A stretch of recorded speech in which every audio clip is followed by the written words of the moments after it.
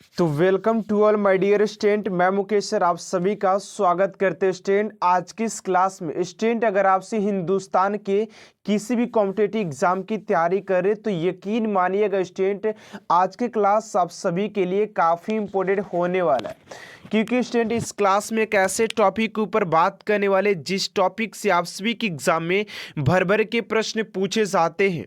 उस टॉपिक का नाम है स्टूडेंट आप सभी के भारतीय संसद से बनने वाले उन सभी प्रश्नों का आज हम लोग कवर करेंगे जहां से एग्जामिनर आप सभी से प्रश्न पूछ सकता है, जिसमें कि आप सभी के लिए सभी मोस्ट इंपोर्टेंट प्रश्न आप सभी के लिए लिया गया है। जैसा कि स्टूडेंट आप लोग देख पा रहे हैं कि सारे प्रश्न जो आप सभी के एग्जाम ओरिएंटेड लिया गया। तो अगर आपसे इस क्लास का पीडीएफ डाउनलोड करना चाहते हैं स्टूडेंट तो मैं इस क्लास में आपसे को बताने वाला हूं कि आपसे इस क्लास का फ्री पीडीएफ कहां से डाउनलोड कर सकते हैं। तो स्टार्ट करते हैं स्टूडेंट आज की इस क्लास को। आज की क्लास का जो फर्स्ट प्रश्न है आप सभी का कह रहा है कि भारत की संघीय व्यवस्थापिका को किस नाम से जाना जाता है? व्यवस्थापिका को किस नाम से जाना जाता है? राइट आंसर आ जाएगा संसद के नाम से जाना जाता है। ऑप्शन नंबर डी आप सभी का राइट आंसर हो जाएगा। अगले प्रश्न को और बात किया जा रहा है प्रश्न नंबर 2। भारतीय संसद के कितने सदन हैं? तो भारतीय संसद के सदन की बात करें तो राइट आंसर हो जाएगा आप सभी का ऑप्शन नंबर बी, यानी कि इसके 2 सदन होते हैं। स्टूडेंट में बार बार आपसे इससे बोल रहा हूं कि अगर आपसे किसी भी कॉम्पिटिटिव एग्जाम की तैयारी कर रहे हैं तो यकीन मानिएगा आज की क्लास आप सभी के लिए काफी इंपोर्टेंट होने वाला है, क्योंकि संसद से बनने वाले उन सभी प्रश्नों का कवर किया गया जहां से कि आपसे इसे प्रश्न पूछा जा सकता है। एंड अगले प्रश्न को और बात करते प्रश्न नंबर 3 कि संसद के किस सदन को प्रतिनिधि सभा भी कहा जाता है? तो राइट आंसर हो जाएगा आप सभी का लोकसभा को प्रतिनिधि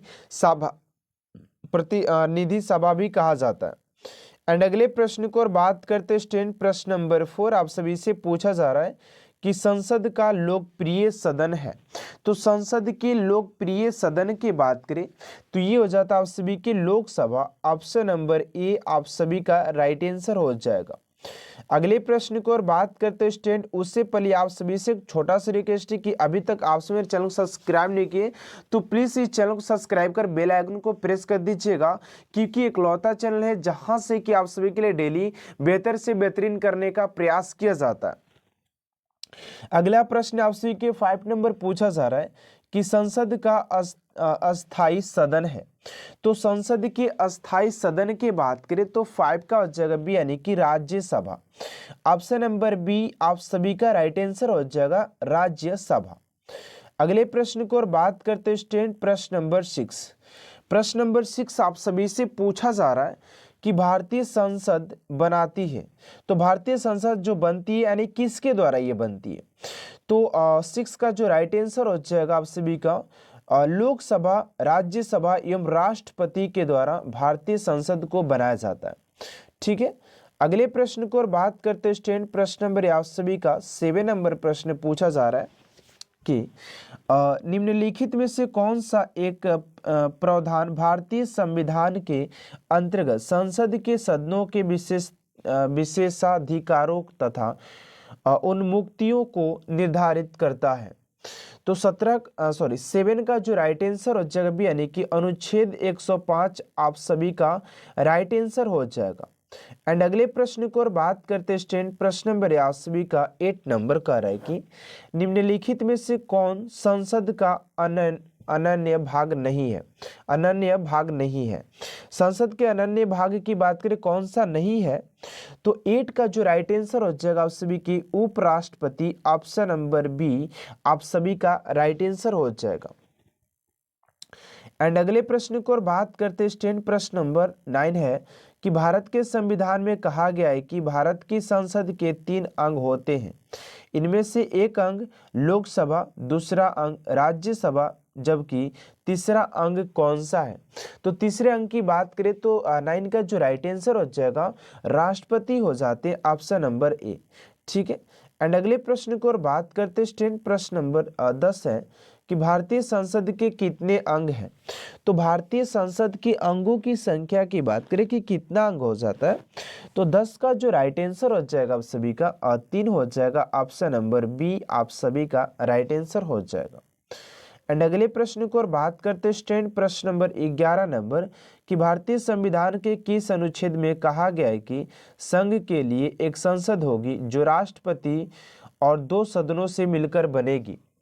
तो 11 का जो राइट आंसर हो जाएगा आप सभी का ऑप्शन नंबर बी अनुच्छेद 79 हो जाएगा, यानी कि 79 हो जाएगा। अगले प्रश्न को और बात करते हैं स्टैंड प्रश्न नंबर 12 निम्नलिखित कथनों में से कौन असत्य है। तो बात करें कह रहा है कि निम्नलिखित कथनों में से कौन सा असत्य हो जाता है। तो 12 का जो राइट आंसर हो जाएगा आप सभी का ऑप्शन नंबर हो जाएगा सी, यानी कि राज्यसभा एक अस्थायी सदन है, जबकि बात असत्य है। ठीक है ना। अगले प्रश्न को और बात करते 13 नंबर प्रश्न आप सभी से पूछा जा रहा है कि संसद का निम्न सदन एवं उच्च सदन क्रमशः है, तो कौन सा हो जाएगा। तो 13 का जवाब यानी कि लोकसभा एवं राज्यसभा हो जाएगा। ऑप्शन नंबर बी आप सभी के राइट आंसर हो जाएंगे। एंड अगले प्रश्न को और बात करते 14 नंबर प्रश्न आप सभी से पूछा जा रहा है कि संसद को भंग करने के लिए कौन सक्षम है। तो संसद को भंग करने की बात किया जाए कौन सा सक्षम है, यानी कि संसद को भंग कर सकता है, तो 14 का जगह वही अपना है भैया, राष्ट्रपति हो जाएंगे। Option number A. ठीक है ना। अगले प्रश्न को और बात करते स्टैंड प्रश्न नंबर 15 कि भारतीय संसद की संप्रभुता प्रतिबंधित है। तो संप्रभुता की बात करें किससे प्रतिबंधित हो जाएगा। तो 15 का हो जाएगा सभी का बी, यानी कि न्यायिक समीक्षा से। ऑप्शन नंबर बी आप सभी का राइट आंसर हो जाएगा। एंड अगले प्रश्न को और बात करते 16 नंबर की संसद के कितने सत्र होते हैं। तो संसद के सत्र की बात करें तो 16 का राइट आंसर हो जाएगा डी, यानी कि उपयुक्त सभी हो जाएंगे। बजट सत्र, मानसून सत्र और शीतकालीन सत्र हो जाएंगे। ठीक है। एंड अगले प्रश्न को और बात करते 17 नंबर की संसद के 2 क्रमिक अधिवेशनों के बीच अधिकतम कितने समयांतराल की अनुमति है। तो 17 का हो जाएगा आप सभी का सी, यानी कि 6 माह का हो जाता है। ऑप्शन नंबर सी आप सभी का राइट आंसर हो जाएगा 6 माह। एंड अगले प्रश्न को और बात करते स्टैंड 18 नंबर की भारतीय संसद के दोनों सदनों की संयुक्त बैठक किस संबंध में होती है। तो 18 का राइट आंसर हो जाएगा साधारण विधेयक हो जाएगा। Option number C. ठीक है ना।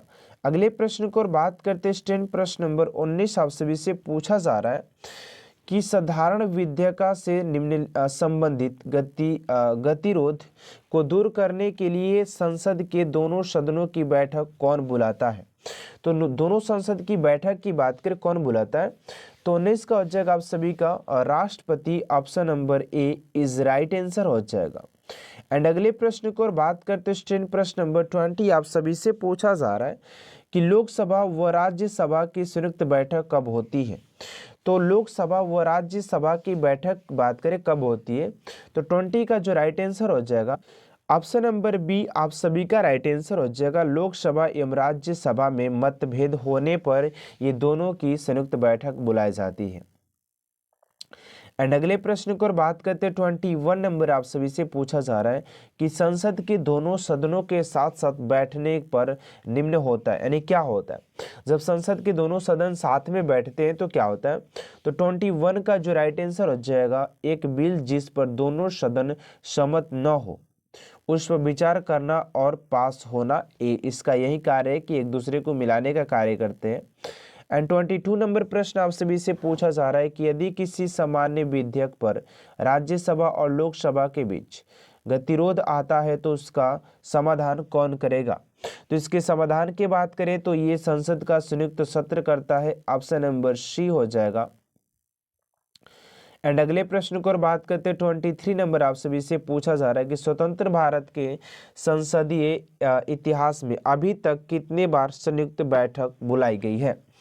तो 23 का हो जाएगा आप सभी का 3 बार बुलाई गई। ऑप्शन नंबर सी आप सभी का राइट आंसर हो जाएगा 3 बार। अगले प्रश्न को और बात करते हैं 24 नंबर प्रश्न आप सभी से पूछा जा रहा है कि क्या राष्ट्रपति या उपराष्ट्रपति कभी संयुक्त अधिवेशन की अध्यक्षता करते हैं। तो 24 का हो जाएगा कभी नहीं। ऑप्शन नंबर बी आप सभी का राइट आंसर हो जाएगा, ऐसा ये कभी नहीं करते हैं। ऑप्शन नंबर बी आप सभी का राइट आंसर हो जाएगा। अगला प्रश्न आपसे 25 नंबर पूछा जा रहा है कि संसद के दोनों सदनों के संयुक्त अधिवेशन की अध्यक्षता कौन करता है। 25 का हो जाएगा आप सभी का लोकसभा अध्यक्ष करता है। ऑप्शन नंबर डी आप सभी का राइट आंसर हो जाएगा। एंड अगले प्रश्न को और बात करते हैं 26 नंबर प्रश्न आप सभी से पूछा जा रहा है कि संसद के संयुक्त बैठक को कौन संबोधित करता है। तो संसद के संयुक्त बैठक की बात करें तो 27 को हो जाएगा डी, यानी कि राष्ट्रपति के द्वारा किया जाता है। एंड अगले प्रश्न को और बात करते हैं 27 नंबर आप सभी से पूछा जा रहा है कि भारत में संसद के दोनों सदनों की संयुक्त बैठकों के लिए आयोजित की जाती है। तो 27 का आंसर डी, यानी कि उस विधेयक पर विचार करने और उससे पारित करने के लिए जिस पर दोनों सदन मतभेद हो। एंड अगले प्रश्न को बात करते हैं 28 नंबर की संसद के संयुक्त अधिवेशन में विधेयक पारित होता है। तो 28 का जो राइट आंसर हो जाएगा उस सभी का सी नंबर के दोनों सदनों के कुल उपयुक्त तथा मतदाता सदस्यों के सामान्य बहुमत द्वारा किया जाता है। अगले प्रश्न को और बात करते हैं 29 नंबर की संविधान संशोधन प्रस्ताव के संबंध में दोनों सदनों में मतभेद होने के स्थिति में क्या किया जाता है। तो राइट आंसर 29 का ऑप्शन नंबर सी, यानी कि डी, यानी कि प्रस्ताव गिर जाएगा। और 30 नंबर प्रश्न है कि संसद की कार्यवाही सूची में प्रथम विषय होता है।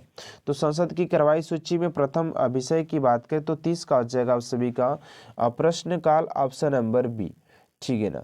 एंड अगले प्रश्न को और बात करते हैं 31 नंबर की कौन सी प्रथा संसदीय प्रणाली को भारत की देन है। तो 31 का हो जाएगा आप सभी का शून्यकाल, ऑप्शन नंबर ए, ठीक है। अगले प्रश्न को और बात करते हैं 32 नंबर की संसद के किसी सदन की सदस्यता तब समाप्त समझी जाती है यदि वह बिना सदन को सूची किए अनुपस्थित रहता है।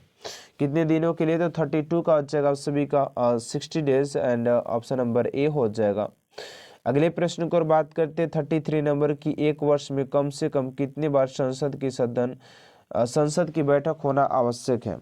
तो 33 का हो जाएगा आप सभी का 2 बार होना अति आवश्यक हो जाता है, ऑप्शन नंबर बी, ठीक है। एंड अगले प्रश्न को और बात करते हैं 34 नंबर प्रश्न पूछा जा रहा है कि भारतीय संसद के दोनों सदनों की संयुक्त बैठक किस संबंध में होती है। तो इसके संयुक्त बैठक की बात करें किसके संबंध में होती है। तो 34 का हो जाएगा आप सभी का सी, यानी कि साधारण विधेयक के ऊपर इस पर बात किया जाता है। अगले प्रश्न को और बात करते हैं 35 नंबर की निम्न विधेयकों में से किसका एक भारतीय संसद के दोनों सदनों द्वारा अलग अलग विशेष बहुमत से पारित होना आवश्यक है। तो 35 का जो राइट आंसर डी, यानी कि संविधान संशोधन विधेयक का, ऑप्शन नंबर डी। एंड अगला प्रश्न 36 नंबर के संसदों के वेतन का निर्णय कौन करता है। तो संसदों के वेतन की निर्माण की बात करें तो 36 का हो जाएगा आप सभी का ए, यानी कि संसद करता है। एंड अगले प्रश्न को बात करते हैं 37 नंबर की संसद के कुल सदस्यों का कितना भाग विधेयक चैम्बर की मीटिंग बुलाने के आवश्यक रणपूर्त है।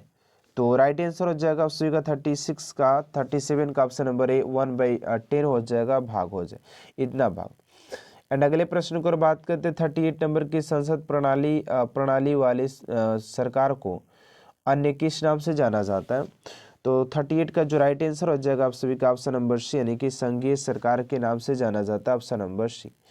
एंड अगले प्रश्न को बात करते हैं 39 नंबर की भारतीय राजनीतिक व्यवस्था में कार्यपालिका के अधीन रहकर कार्य करती है। तो कौन करती है। तो राइट आंसर हो जाएगा उसी का 39 का ऑप्शन नंबर हो जाएगा ए, यानी कि न्यायपालिका न्यायपालिका हो जाएगा। एंड अगले प्रश्न को बात करते हैं 40 नंबर की संविधान लागू होने के बाद सर्वप्रथम त्रिशंकु संसद का गठन हुआ था। तो राइट आंसर जो अब सभी का 40 का ऑप्शन नंबर हो जाएगा बी, यानी कि 1989 में हो जाएगा। ठीक है। एंड अगले प्रश्न की ओर बात करते हैं। 41 नंबर प्रश्न आपसे इसे पूछा जा रहा है कि अस्थायी सदस्य भारत में कब तक अस्तित्व में रहे। तो 41 का राइट आंसर हो जाएगा आप सभी का डी, यानी कि 17 अप्रैल 1952। 17 अप्रैल 1952 हो जाएगा। एंड अगले प्रश्न की ओर बात करते हैं। 42 नंबर की भारत की पार्लियामेंट का उद्घाटन कब हुआ था। तो 42 का हो जाएगा आप सभी का बी, यानी कि 1927 में। अगला प्रश्न है उसी का 43 नंबर की संसद के दोनों सदनों का 17वां कौन करता है। तो 43 का हो जाएगा आप सभी का बी, यानी कि राष्ट्रपति करता है। एंड अगले प्रश्न को बात करते हैं। 44 नंबर की संसद के किन सदस्यों को गैर सरकारी सदस्य कहा जाता है। तो 44 का हो जाएगा बी, यानी कि मंत्री के अलावे अन्य प्रत्येक सदस्य को कहा जाता है। एंड अगला प्रश्न है उसी का 45 नंबर की भारत सरकार के निर्णयानुसार संसद का एक सदन अपने क्षेत्र के विकासात्मक कार्यक्रमों हेतु कितनी राशि खर्च कर सकता है। तो 45 का हो जाएगा आप सभी का डी, यानी कि 5 करोड़ तक कर सकता है। ऑप्शन नंबर डी हो जाएगा। अगला प्रश्न है उसी का 46 नंबर की किस संसद सदस्य की अयोग्यता के संदर्भ में निर्णय कौन करता है। तो 46 का हो जाएगा सी, यानी कि राष्ट्रपति करता है। एंड अगले प्रश्न को बात करते हैं। 47 नंबर की भारत की संचित निधि में, यहाँ पर एक बार देख लेते थोड़ा सा। ठीक है, कोई दिक्कत नहीं। निधि से धन निर्गम का किसका नियंत्रण है। तो इस क्वेश्चन का राइट आंसर क्या होगा स्टूडेंट, आपसे कमेंट बॉक्स में देना है। देखते हैं कितने स्टूडेंट इस क्वेश्चन का राइट आंसर कमेंट बॉक्स में दे पाते हैं। तो आई होप स्टूडेंट आज की क्लास अगर आपसे को अच्छा लगे तो प्लीज़ चैनल सब्सक्राइब कर बेल आइकन को साथ साथ में प्रेस कर दीजिएगा, क्योंकि इकलौता चैनल है जहाँ से कि आप सभी के लिए डेली बेहतर से बेहतरीन करने का प्रयास किया जाता है। एंड मिलते हैं स्टूडेंट नेक्स्ट क्लास में। Thanks for watching my class.